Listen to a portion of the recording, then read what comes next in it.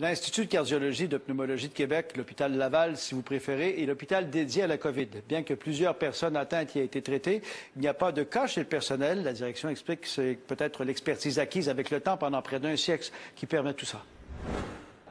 Denis Bouchard, quel est le climat? Comment on gère un hôpital dans une crise comme ça? Écoutez, le climat est très bon ici à l'Institut. Il faut dire que l'Institut est un centre surspécialisé en pneumologie et les expériences du passé nous permettent d'être bien préparés aujourd'hui. On n'a qu'à penser au SRAS, on n'a qu'à penser à la H1N1, on n'a qu'à penser à l'épisode de légionellose, on n'a qu'à penser à la tuberculose. On reçoit des patients tuberculeux à longueur d'année. Donc ça fait en sorte qu'on a une expertise en prévention et contrôle des infections. Notre personnel est habitué à faire face à des maladies pulmonaires infectieuses importantes, rares.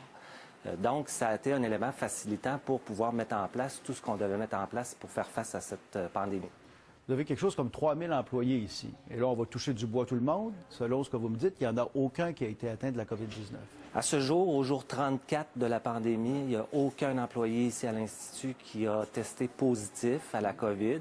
Et aujourd'hui, les données de ce matin, on a seulement 2 employés sur 3000 qui sont en quarantaine à domicile, donc qui auraient été en contact.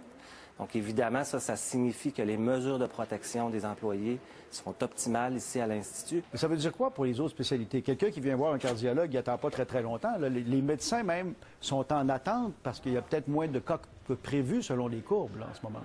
Effectivement, l'activité est beaucoup moins importante parce qu'on voit les patients urgents, les patients non urgents et les patients électifs pour lesquels une consultation est nécessaire. Vous avez combien de lits de soins intensifs pour cette crise-là, spécifiquement? On a 36 lits de soins intensifs qui sont dressés et disponibles pour cette crise-là.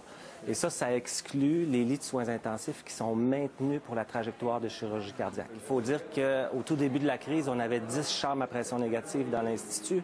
Aujourd'hui, on en a 135. Vous avez maintenant ces équipements-là.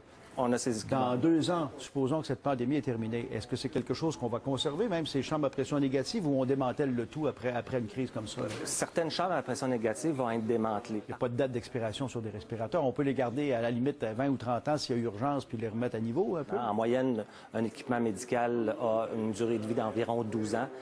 Ça, c'est en fonction de la disponibilité des pièces de remplacement. Mais effectivement, là, ces équipements-là vont servir toute leur durée de vie là, sans aucun problème. On aimait mieux prévenir. Ça ne servira peut-être jamais, mais c'est là au cas, c'est ça?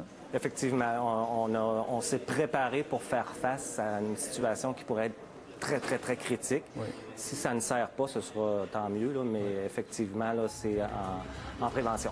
Merci, M. Bouchard. Merci à vous.